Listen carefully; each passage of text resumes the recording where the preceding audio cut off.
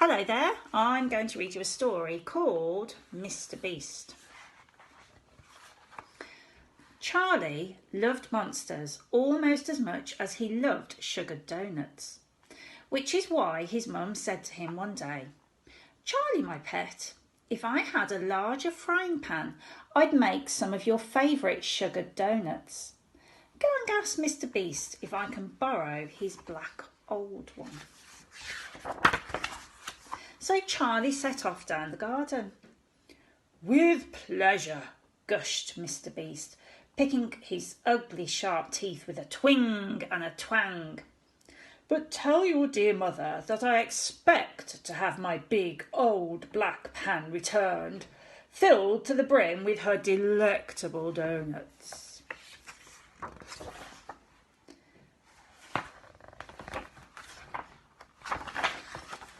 So Charlie lugged the frying pan home, and his mum made him as many doughnuts as he could eat, which was a lot. Then she made a batch for Mr. Beast, which Charlie lugged back. But on the way, Charlie began to eat these doughnuts too, and he kept on eating them until there was only one pathetic little doughnut left. And then he ate that. "It's my sweet tooth," explained Charlie. But such a lame excuse did not satisfy Mr. Beast. "You've eaten all my doughnuts, bozo, so tonight I'll eat you. Depend on it." Then he slammed the door with a bang. When Charlie told his mum that Mr. Beast was planning to eat him, she said she was very sorry indeed to hear that, as she would miss him terribly, but would try not to fret. Then Charlie went through the house, locking all the doors and shutting all the windows and checking to see that Mr. Beast wasn't already lurking in the broom cupboard or hiding behind the fish tank. Not long afterwards, Charlie went to bed, but not to sleep, for it was then that Mr. Beast came visiting, just as he said he would. "I'm going to eat you up, Charlie boy," he called. "I'm outside now. Shuffle, rumble, grunt."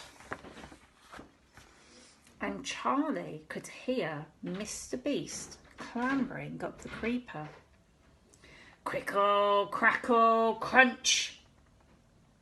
And then Charlie could hear Mr. Beast clattering up at the roof. Piddle, paddle, plunk. "I'm coming to eat you up, yes I am." And then Charlie could hear Mr. Beast stuffing himself into the chimney. Squiggle, shimmy, and then sliding down it. Swish, swither, slump.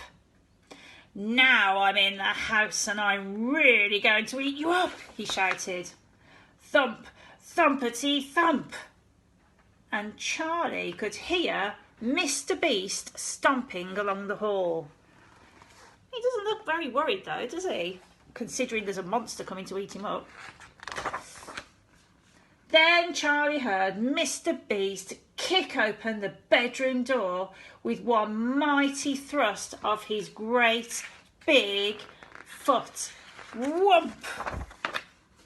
And walk right in. Blim, blam, blump.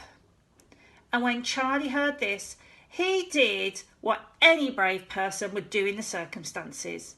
He made himself as little as possible. "Yee-haw!" howled Mr. Beast as he yanked back the bed covers. "And now I really and truly will eat you up." And he tickled Charlie all over while roaring in a very beastly voice, "Yum, yummy, yum!"